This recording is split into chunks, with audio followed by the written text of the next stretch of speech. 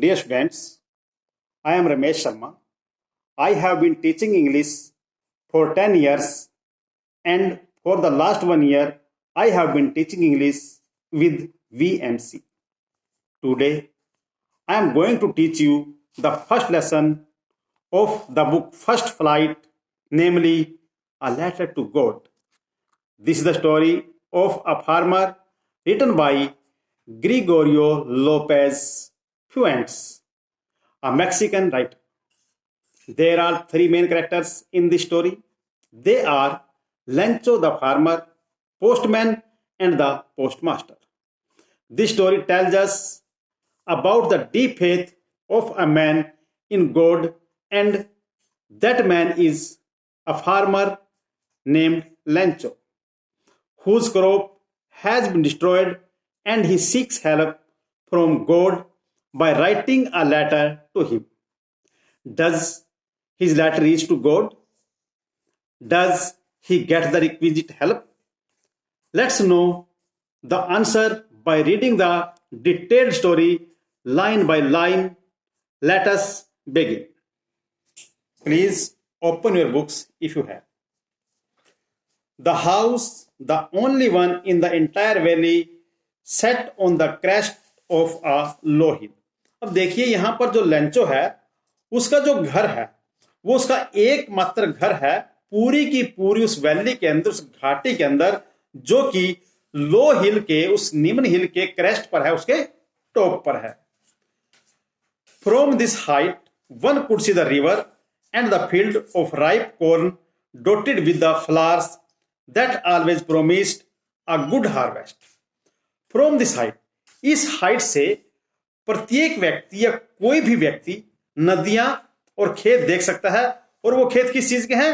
Ripe corn, वो पके हुए अनाज के, पके हुए, यहां पर हम अनाज का मतलब मक्की से ले रहे हैं, मक्की एक फसल होती है. पके हुए कॉर्न के खेत हैं जिनके ऊपर फूल की तरह वो दाने दिखाई दे रहे हैं. The only thing the earth needed was a downpour और एट लीस्ट अ शॉवर. अब धरती को, यानी कि उस फसल को, जो एकमात्र चीज थी, वो उसकी रिक्वायरमेंट थी, किस चीज की रिक्वायरमेंट थी? वो थी एक डाउनपोर की, और या कम से कम एक शोवर की. यानी कि अगर एक शोवर हो जाए, हल्की सी बरसात हो जाए, तो उस फसल को पकने में मदद करती थी. लेकिन उसको ज्यादा जरूरत एक डाउनपोर की थी. एक भारी सी बरसात हो जाए तो उस फसल को बहुत अच्छी जो है वो यील्ड मिल सकती थी. Through out the morning Lencho, who knew his fields intimately, had done nothing else but see the sky towards the northeast. Who knew his fields intimately, यहां इसका अर्थ है कि वो व्यक्ति जो अपने खेतों को भली भांति से जानता था, अपने खेतों से भली भांति से परिचित था, उसको पता था कि उसको खेतों की अब किस चीज की रिक्वायरमेंट है. तो अपनी रिक्वायरमेंट को पहचानते हुए सारी सुबह के दौरान जो लेंचो था उसने कुछ नहीं किया, केवल आसमान को ताकता रहा, आसमान को देखता रहा, नॉर्थ ईस्ट साइड में, जहां से बादल आने थे. Now we are really going to get some water woman.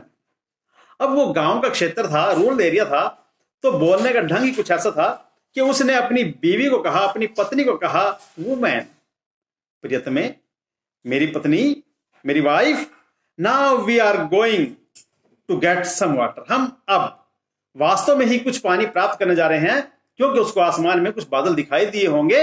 So he predicted that he is going to get some water, कि अब उसको कुछ पानी मिलने वाला है. तो उसने अपनी बीवी को ऐसा कहा कि अब हमें कुछ पानी मिलने जा रहा है.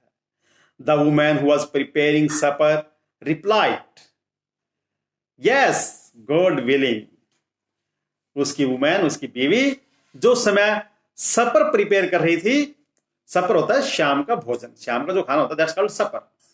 जो समय सपर तैयार कर रही थी, उसने कहा, हां श्रीमान जी, अगर भगवान की इच्छा हुई तो जरूर बारिश होगी. The older boys were working in the field while the smaller ones were playing near the house until the woman called to them all. देखिए, अब कुछ किसान, कई बच्चे थे, इसलिए इसने कहा द ओल्डर बॉयज, जो उसके बड़े लड़के थे, वो खेतों में काम कर रहे थे। while the smaller ones were playing near the house, और जबकि जो छोटे बच्चे थे वो घर के पास खेल रहे थे, जब तक कि उस औरत ने, उस वुमेन ने, उस किसान की पत्नी ने उनको आवाज देकर सभी को नहीं बुलाया। और क्या कहा उसने आवाज देकर? कम फॉर डिनर, बच्चों आ जाओ, डिनर तैयार है। It was during the meal that just as Lencho had predicted big drops of rain began to fall.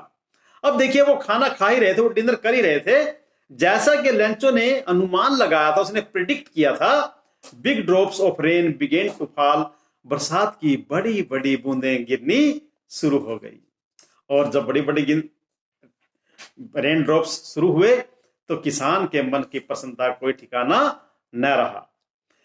In the north east huge mountains of clouds could be seen approaching, और north east की तरफ huge mountain of clouds, बादलों के बड़े बड़े पर्वत, यानी कि पर्वत के समान बादल जो है वो अप्रोचिंग, आते हुए दिखाई दे रहे थे।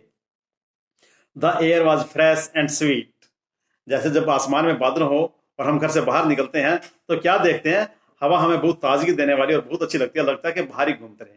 तो हम उस समय क्या था? The air was fresh and sweet, हवा बहुत ही ताजगी देने वाली और बहुत ही मधुर थी। The man went out for no other reason than to have the pleasure of feeling the rain on his body. अब वो आदमी यानी कि लेंचो बाहर गया। क्या करने बाहर गया? कोई अन्य कारण नहीं था, वो किसी अन्य कारण से बाहर नहीं गया था, केवल अपनी बॉडी के ऊपर, अपने शरीर के ऊपर बरसात की बूंदों को महसूस करने के लिए, उनका आनंद लेने के लिए, बरसात से आनंदित होने के लिए वो घर से बाहर गया। And when he return he exclaimed, वो जब घर से बाहर लौटा, ही एक्सक्लेम्ड, वो जोर से चिल्लाया, These are not raindrops falling from the sky, they are new coins।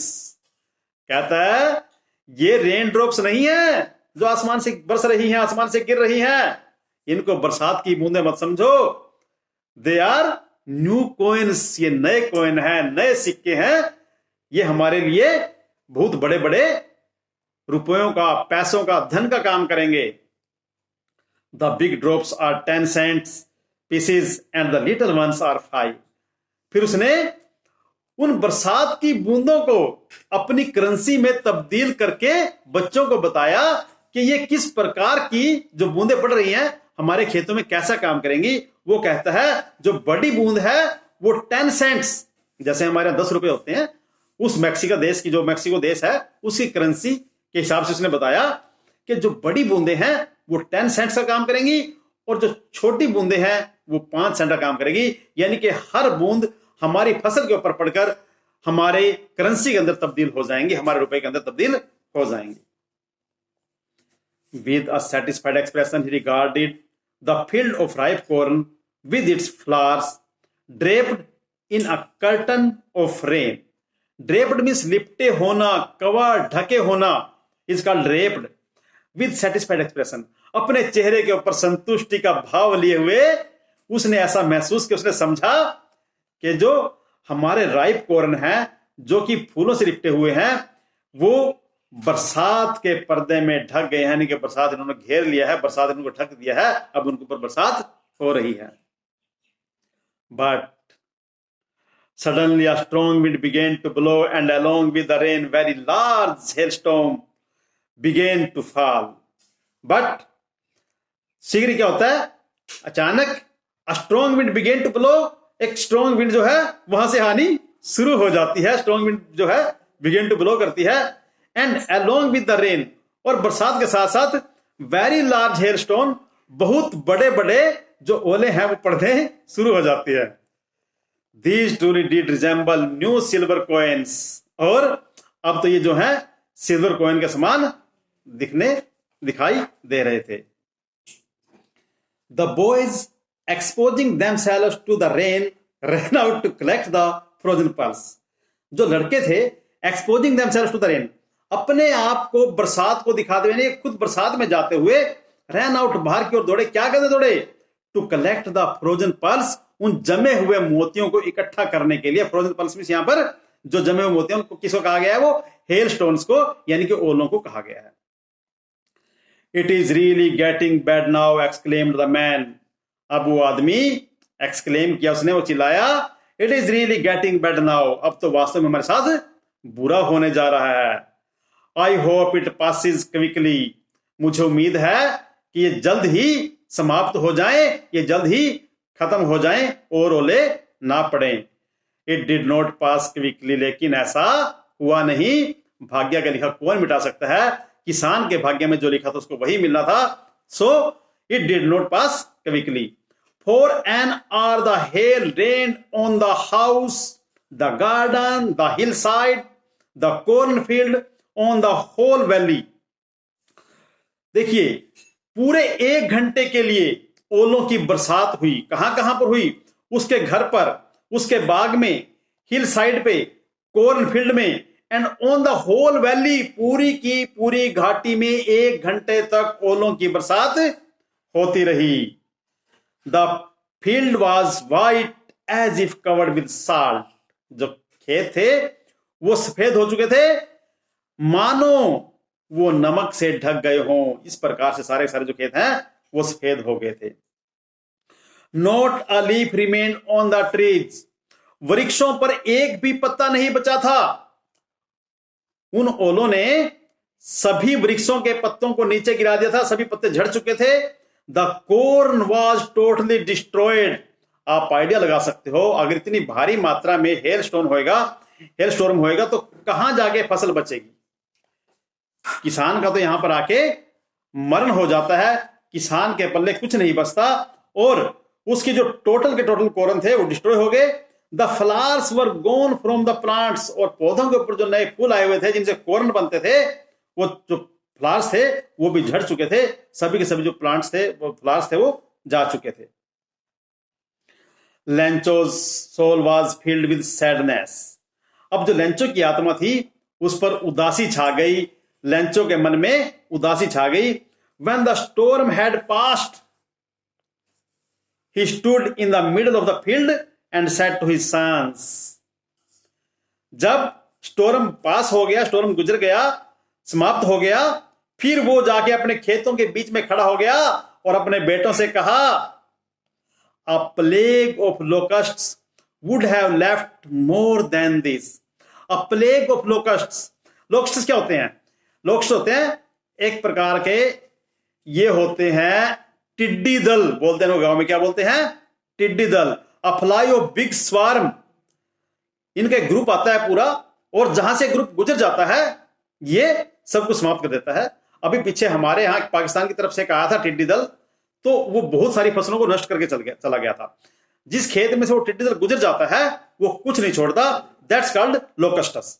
A plague of locusts would have left more than this, कहता है अगर लोकस्टस का प्लेग आता, लोकस्टस की बीमारी आती, लोकस्टस भी आ जाते खुद भी, तो इससे ज्यादा वो भी छोड़ जाते भाई, कुछ तो बचता। अगर वो भी आते, उन्होंने तो उससे भी ज्यादा नुकसान कर दिया। The hail has left nothing, ओलों ने कुछ भी नहीं छोड़ा। This year we will have no corn, किसान अपना माथा पकड़ के बैठ गया, कहता है this year we will have no corn, इस साल हमारे पास कोई अनाज नहीं होगा। भाई क्या खाएंगे, कहां जाएंगे? The night was a sorrowful one, अब जब सब कुछ तबाह हो गया, खाने के लिए कुछ नहीं बचा, पहनने के लिए कुछ नहीं बचा, बच्चों की फीस कैसे भरेंगे, क्या करेंगे, कहां जाएं? The night was a sorrowful one, और पूरे परिवार के लिए वो रात दर्द भरी रात थी। All over work for nothing, इतनी मेहनत की, इतना काम किया, सारा काम खेतों में किया, फॉर नथिंग, किस लिए? कुछ भी नहीं। अरे पल्ले तो कुछ नहीं पड़ा भाई। All over work for nothing, there is no one who can help us, अरे कोई भी नहीं है तो जो हमारी मदद कर दे। कौन मदद करेगा हमारी? We shall all go hungry this year, इस वर्ष हमें सभी को भूखा रहना पड़ेगा। भाई इस साल गुजारे कोई साधन नहीं है, अब क्या करें, कहां जाएं? किसान ने ऐसा सोचा। हम इसके बाद का जो लेसन है वो अगली वीडियो में कंप्लीट करेंगे। So let's end it now.